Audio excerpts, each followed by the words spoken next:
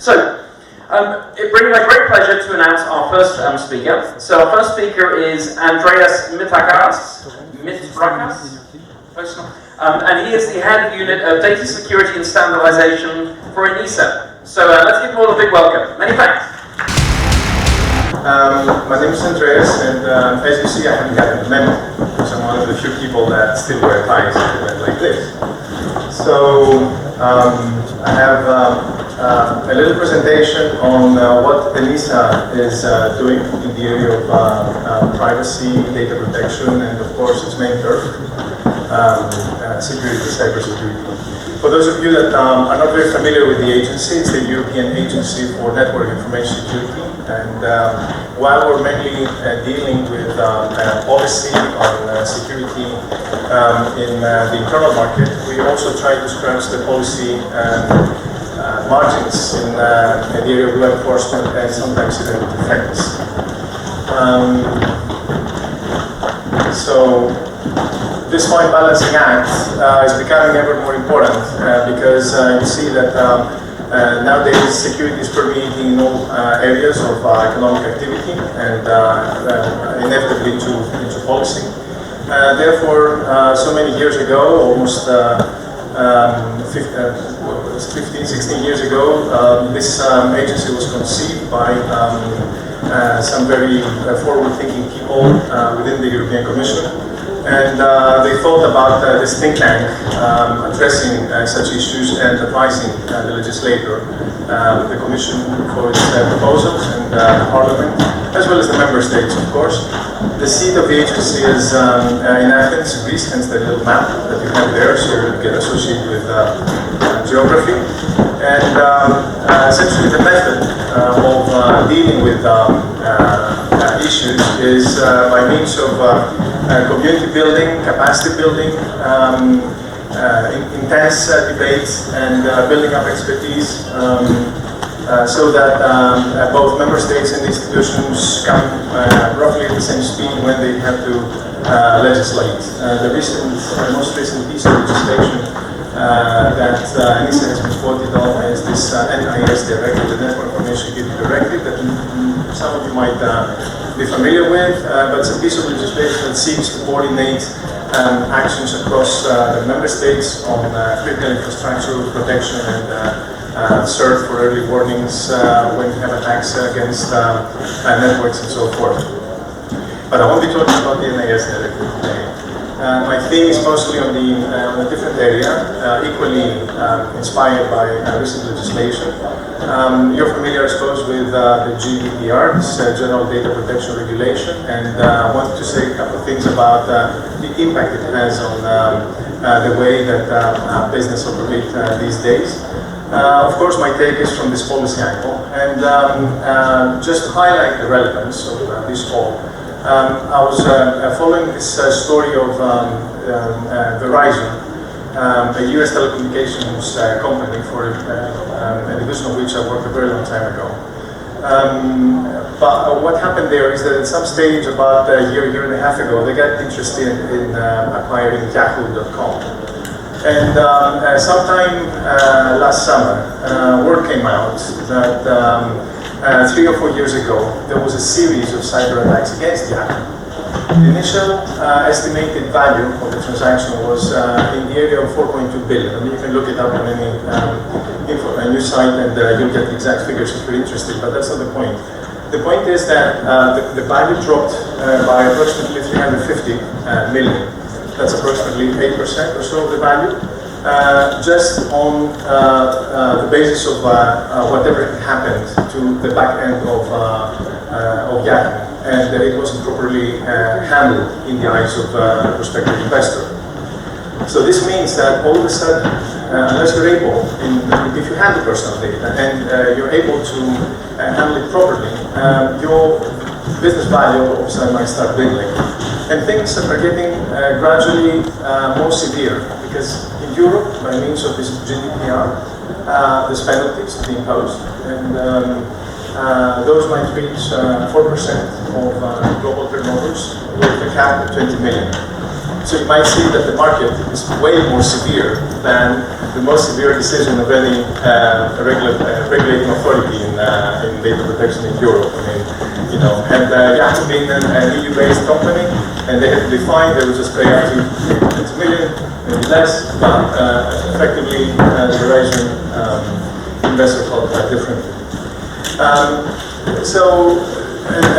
Talking about what's the relevance between cybersecurity and data protection, of course, we talk about protection measures in favor of personal data, to protect personal data, because this is one of the means we have to protect our privacy, to maintain the protection of our personal data when we reveal it up there on the network. And of course, one of those security measures is encryption. And here comes this other example of poorly implemented encryption that was again on the news about a year ago. But it's still, you can still see the long tail of those incidents, especially now that you have this heightening of alert in the Far East. So you had this cyber attack against the central bank in Dhaka, in Bangladesh, where eventually about 80 million were lost and laundered up through Filipino casino. And effectively that was the outcome of poorly implemented security, where people use very low-level encryption devices to control authentication and carry out cryptographic operations over a network over a long period. But it was on a switch back-end, and it seems to be having the responsibility of the central bank. But still, encryption means something to many, and unless it's properly implemented, it doesn't mean much. The point here is that with this rift in policy between law enforcement and business interests, you might just get to the point where law enforcement requirements prevail, and rightly so in many cases, like terrorism and national security and so forth. But at the same time, by weakening purposefully encryption on one end, it means that businesses has far lower leverage to manage, to mitigate properly its own risks, its own business risks. And this is not only, always very well understood.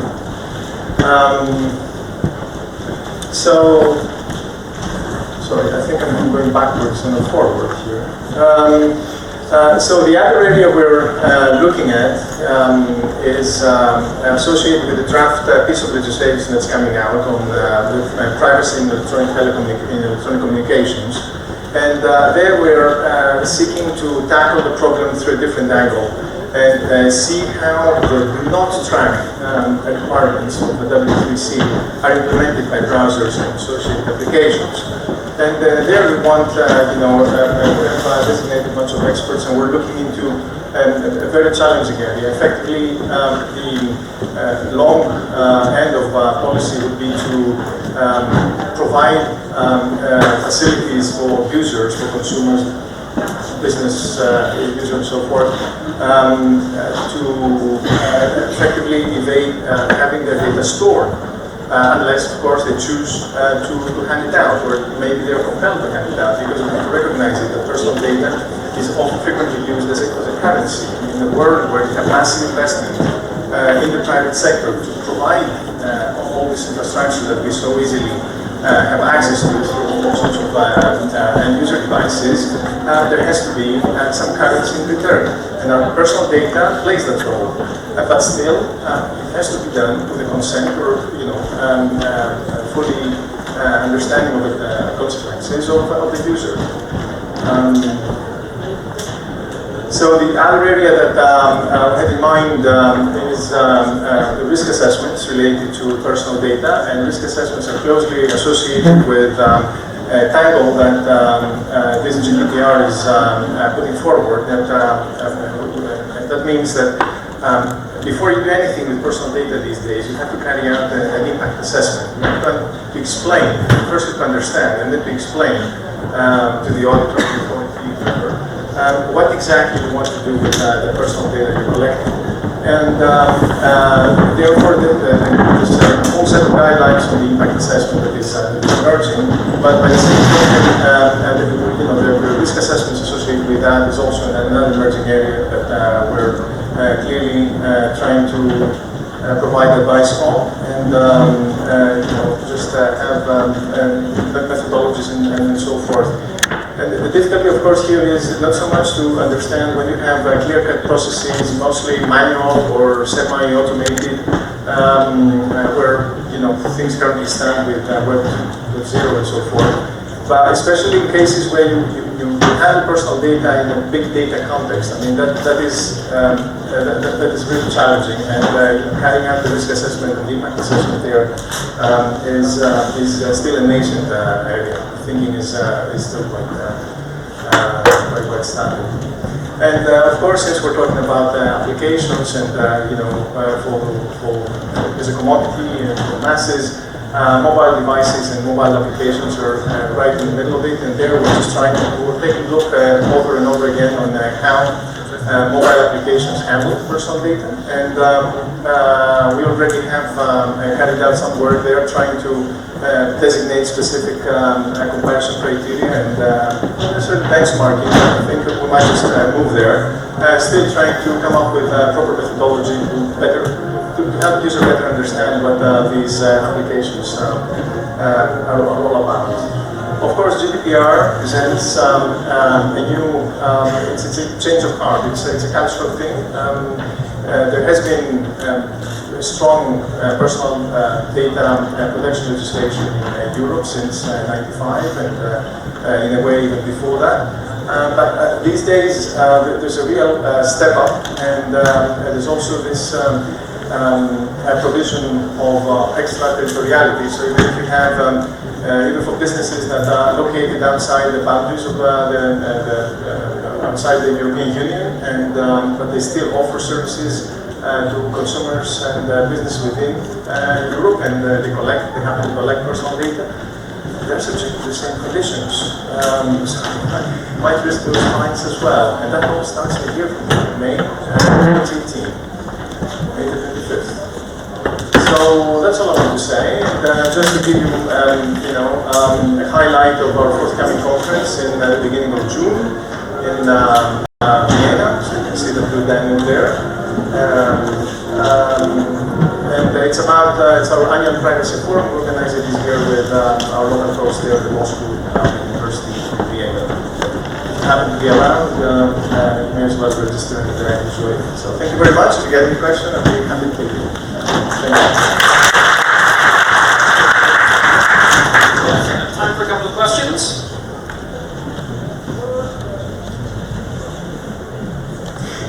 I have one question. Is that so? Is pretty much what you presented what's going to happen next, or are there policies or new things that are being developed, whether it's through the European Commission, the European Parliament, that is going to change things yet again?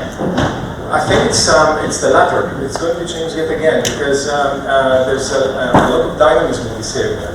I know that people are talking already about revising the cybersecurity strategy, which is an instrument that was agreed in 2013. That's like yesterday, like 4 years ago. Usually in Europe things don't happen so quickly, but there's a strong drive because they see that cybersecurity has multiple facets, and you see the weaponization, if you like, of information networks. I mean, if you go back in time, 10 years ago, we had the attacks against Estonia, which started the ball rolling, and all of a sudden, the political level people started thinking about the consequences. So I think now they've gathered sufficient momentum in the member states to move on to the next stage of coordination, and at least provide meaningful coverage for critical infrastructures. So you don't have your power plant or your dam or a big hospital falling prey to a cyber attack and just bringing things to halt. And I'll have one final question. What is your advice then to the sort of startups here that might treat this as being maybe a boring topic, a sterile topic? What is your advice to them? boring it might be, but I mean that's why I started out with the examples, you know, the cases from the news. I mean this is awfully important. I mean it's not.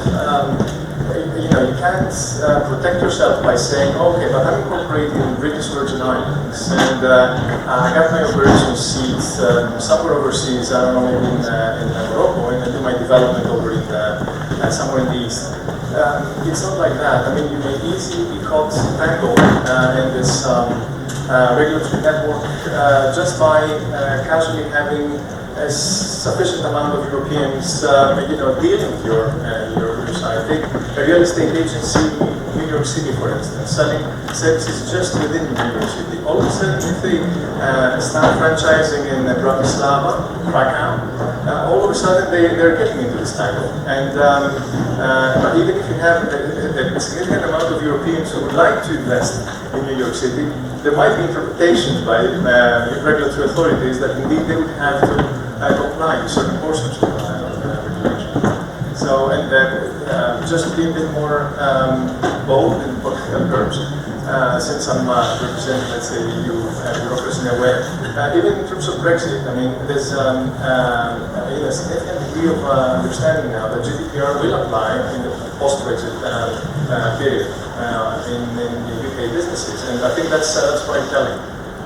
So, anyway, I think this all happens for, you know, for the right reasons, because effectively as citizens, we want to have certain rights, to enjoy certain rights, and to have mechanisms to make them meaningful. Information security is the instrument, so it's good news that, you know, the legislator at the EU level is going to such great lengths to provide measures for that. And that, I suppose, is a positive message at the time, you know, Euroscepticism, you know, and the general gloom about Europe. All right.